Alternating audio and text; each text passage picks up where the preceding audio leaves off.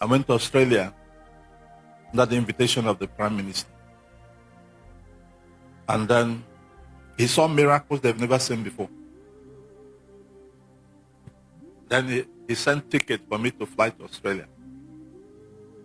And he called every government officer and every ambassador to what he called presidential prayer breakfast. They've not had it for over 10 years. They asked me to preach and pray for Australia. Before I went there, I was thinking of the topic to preach. I went to the restaurant to eat, and they brought the program of the day. They didn't have a theme, except that Australia prays. I went to the back of the program. I saw the national anthem of Australia. I looked at the third stanza, the last one. I paraphrased it. It said, Australia is a country given to our ancestors by God, that in times of need and danger, they will beckon on him and he will answer them. So this is it. So I got there, stood to preach. The protocol people said, sir, you have 25 minutes. I said, the Prime Minister invited me from Africa. I said, yes, sir. Before I read the Bible, he came back and said, sir, it's now 20 minutes.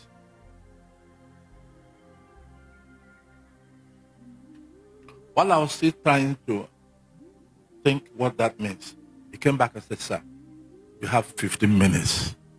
I said, what is 15 minutes for? He said, for you to address Australia and pray. I closed my Bible. I took their program. I read the third stanza and I began to cry. Australia, do you know your answers? Do you know the covenant? Do you know what they told God? Do you know how they reached the agreements you write and recite and teach your children? You chant at school, you chant everywhere you are. Australia. Australia. Australia. And they all began to cry.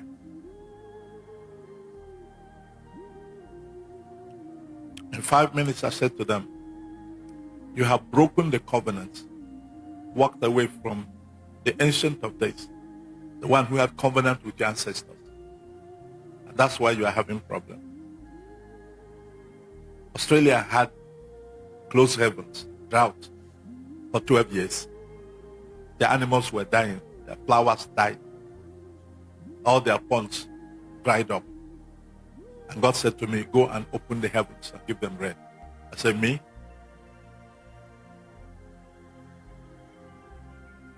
And I took the wife of the ambassador and some pastors in 3 cars, drove to the nearest sea.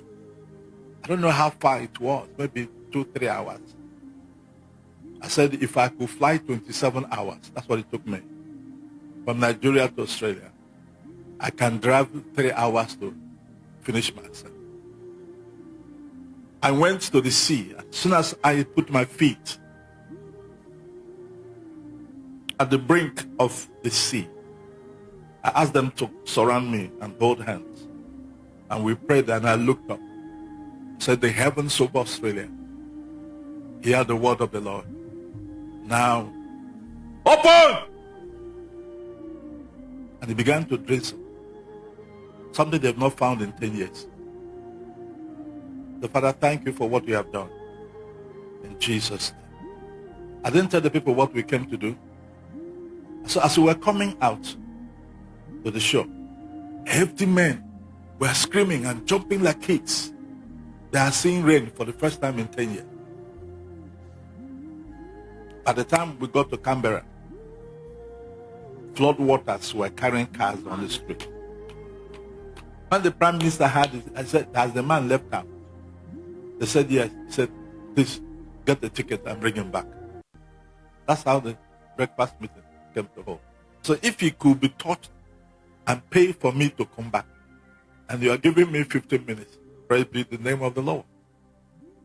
Australia.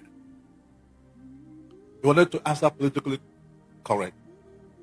So the community of committee of friends around the world. And you began to admit everything. God just gave you a test. The next one, thousands will die. As I began to pray for them, the Prime Minister left his table and ran to me on the podium and said, please don't stop. Because he saw I was rounding up.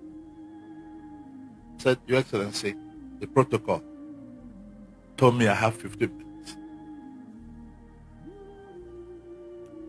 And by the time it was 14 minutes, I handed over the microphone.